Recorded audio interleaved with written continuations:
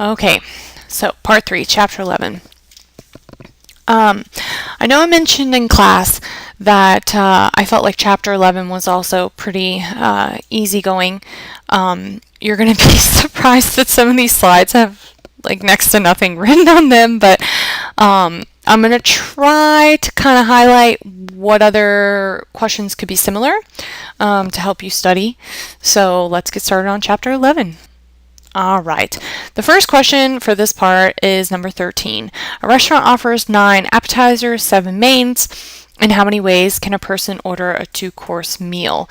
So remember that when they're asking you a question like this, it's fundamental counting principle. Very first section where you're just choosing one item from each category. So all you do is take the number of items in each category and multiply them together.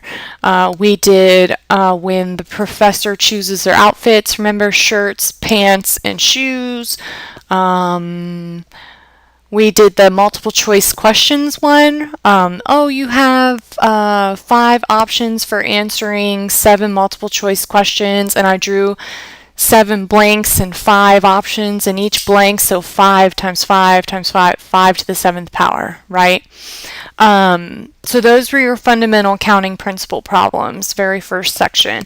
So this one's pretty easy, just 9 times 7, 63 ways, okay? All right, next one. This one, seriously, just type it in the calculator the way you see it. I really wrote on the slide beep bop boop in your calculator because I didn't know what else to tell you. If you haven't practiced putting this in your calculator, remember on your Casio, I think it's shift the division sign. I always get them confused. On your TI 32s, you're going to have to do the PRB button and arrow over. Fancy TIs, oh geez, I don't know, shouldn't even talk about it. But anyway, this really should just be plug it in on the calculator exactly how you see it. Other ones they could give you like this one were the ones on the Chapter 11 quiz where it said 8 pick 3 divided by 5 pick 2. I think you saw some of those on your Chapter 11 quiz. So that's the other way this question, but again, type it into your calculator exactly how you see it, and you should get the answer every time. In this case, it was 336. Okay.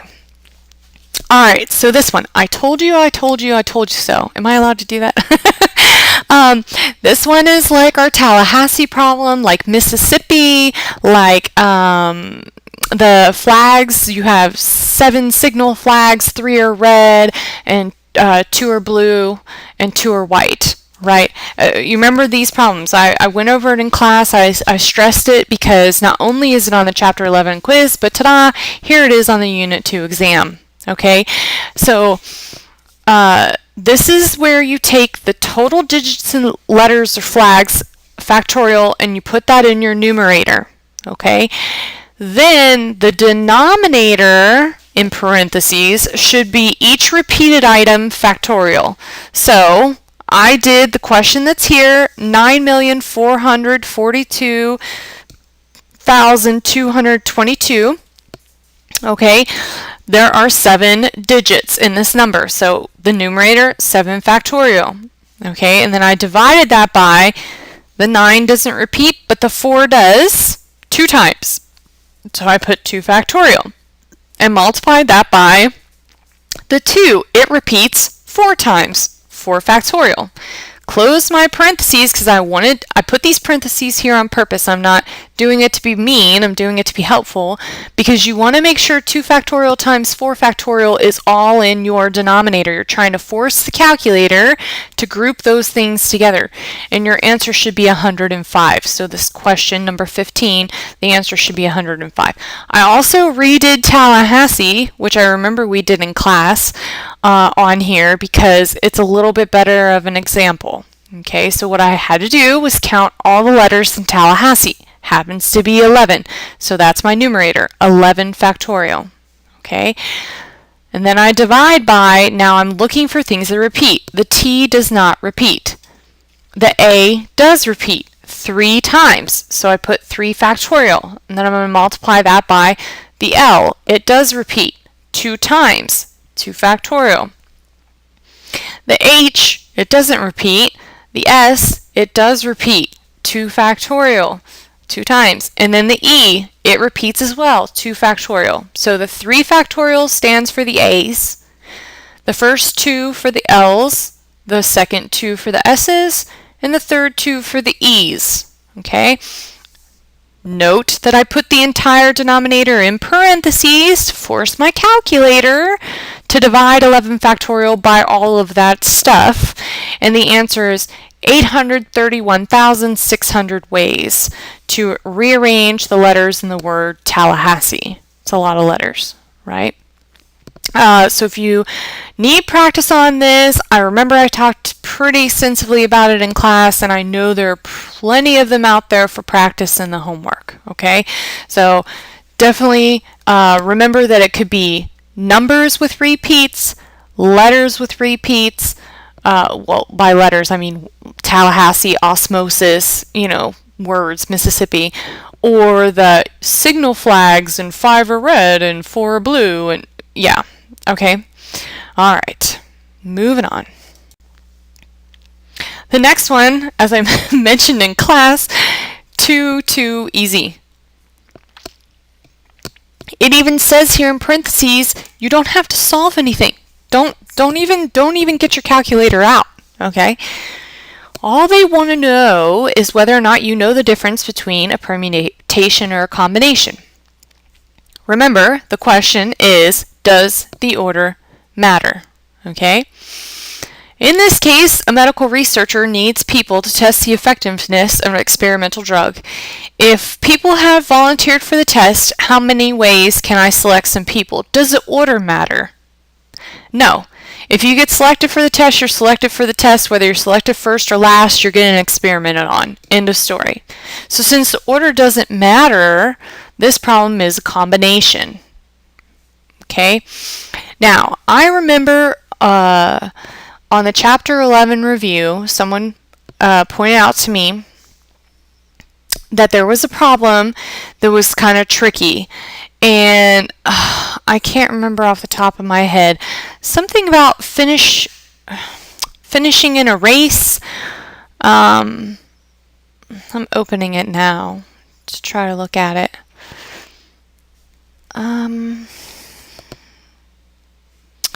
Because it was very misleading the way it was phrased.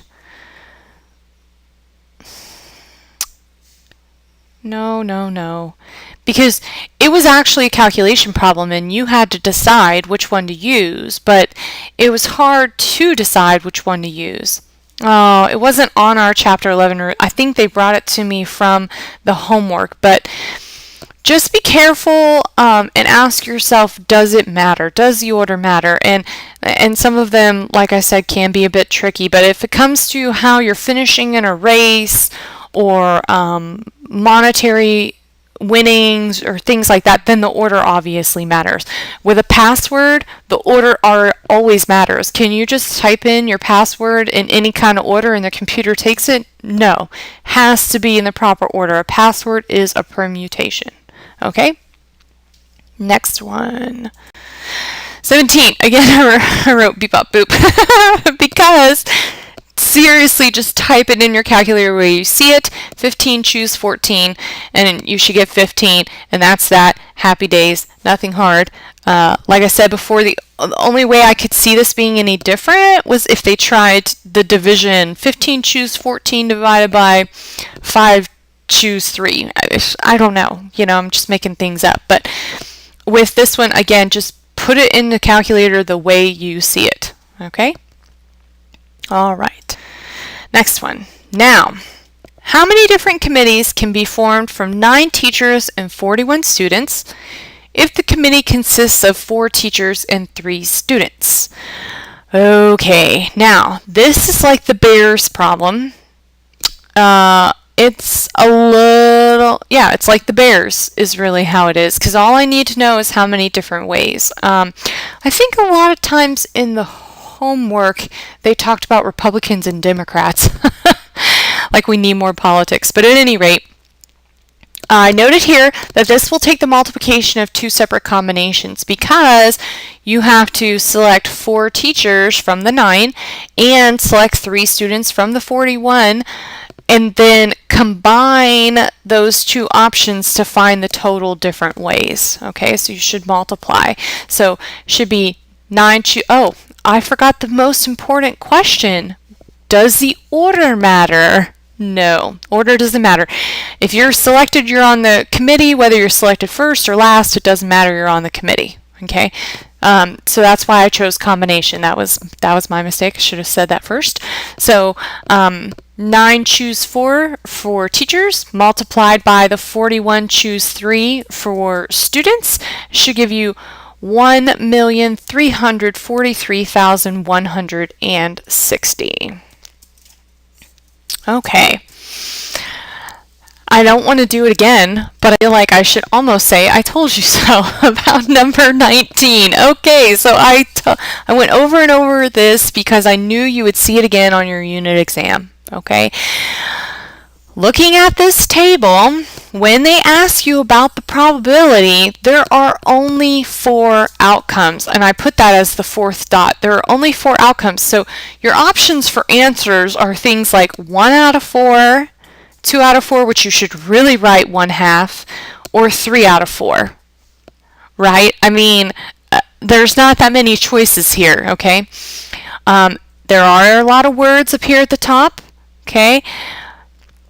To sum it up, sickle cell anemia is a disease. Okay, a person with 2 sickle cell genes has the disease. Further on down there it says, and little s, the sickle cell gene. Okay, so 2 sickle cell genes is little s, little s. So I wrote that here. Little s is 2 sickle cell genes, which means they have the disease known as sickle cell anemia. Okay, but a person with only 1 sickle cell gene will have a mild, non-fatal anemia called sickle cell trait. Okay, so a healthy gene, capital S, and a little sick gene means they have sickle cell trait. Sickle cell trait. Okay, 2 capital S's, or in other words, 2 healthy genes, means they're a healthy person. End of story, right? Healthy. So in this scenario, the parents are both sickle cell trait. They both have 1 healthy and 1 sick gene, okay? So the probability that the child has sickle cell anemia, is sick with the disease, is little s, is 1 of the 4 outcomes, the bottom right outcome, okay? The probability that the child has sickle cell trait is 2 of the outcomes in the 4. 2 of them say capital S, little s. Okay, so half of the kids from these 2 parents, 1/2, the probability is 1/2 that they will be a person with sickle cell trait, a carrier, basically.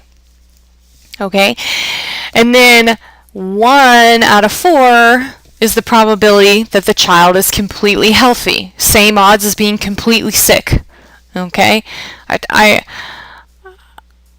don't know, I feel like I've talked this problem to death, but then I feel like every time I get surprised by how people answer this question. So, you know, honestly, I don't know how to help me give you more points. I was going to say, if you could show, what's my best advice? My best advice would be to change the child has sickle cell anemia to the symbol that you would see in the table. So instead of saying P parentheses has sickle cell, if you wrote P little s, then I would know that at least you knew what person they were talking about, right? Really, I really don't think this is a hard problem. I think that the wording scares everyone. It's really an easy problem. There aren't that many answers. Anyway, you can definitely practice this one. I know it's in the homework. Okay, last question. Okay, one card is randomly selected from a deck of cards. Find the odds against drawing a 9. In order to do odds against or odds in favor, I have to calculate probabilities, okay? In the scenario of odds against, it's always the probability that the event does not occur divided by the probability that it does occur. If you wanted to do in favor, you would do the probability that the event occurs divided by the probability that it does not occur. Okay, so it's the exact opposite for in favor. Okay, this one just happens to be asking for against. Okay, now the probability of drawing a 9, you guys have done this a whole bunch of times. There are 4 9s in the deck, so 4 out of 52 is the probability of drawing a 9. I intentionally do not reduce this because I want these two probabilities to have the same denominator. It makes my life easier. Okay.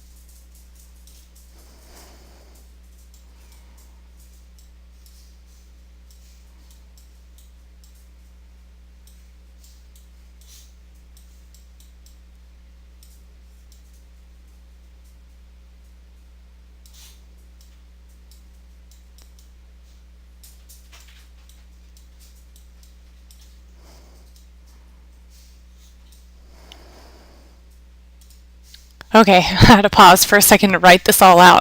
I don't know why I didn't type it. Okay, so probability of 9, getting a 9 is 4 out of 52. Like I said again, I did not reduce on purpose. Leave it the way it is.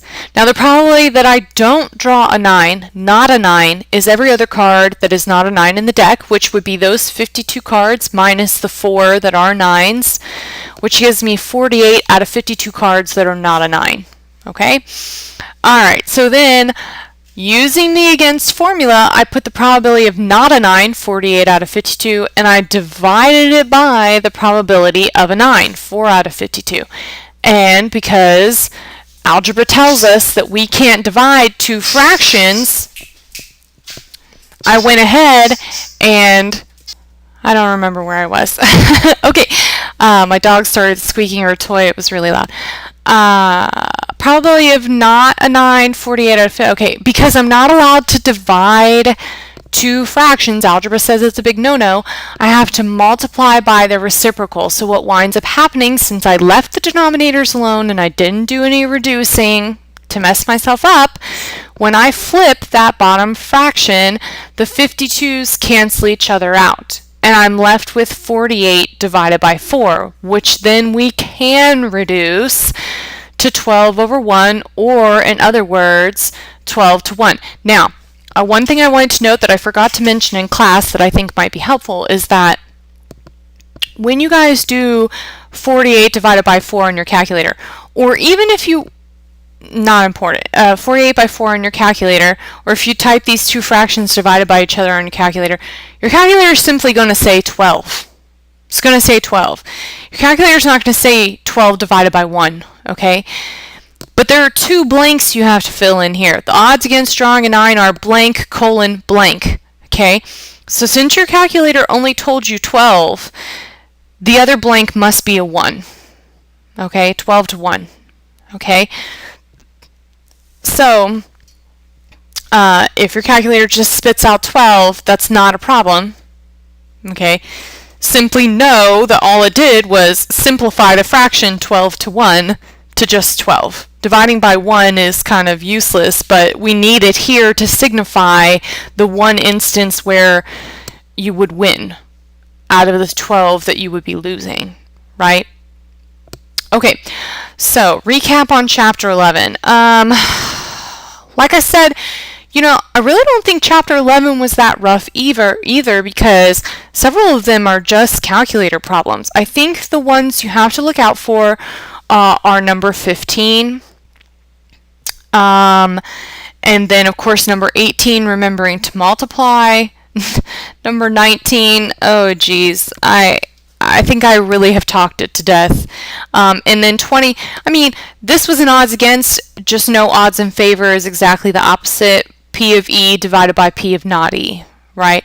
Now, the calculation part is all the same. It's just which one goes on the top and which goes on the bottom that changes against to in favor, right?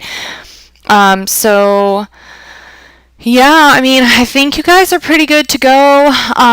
Overall, I think given all of the things that we have learned, right, and some of the scary things that we covered, like expected value, the lottery ball problem with the huge numbers, a lot of other things, I really don't think this test is all that bad. You don't see a mortgage problem, you don't see a tax problem, you don't see a credit card average daily balance problem, a loan amortization problem. Overall, I think that they were pretty nice. I'm not saying none of those will occur. I'm just saying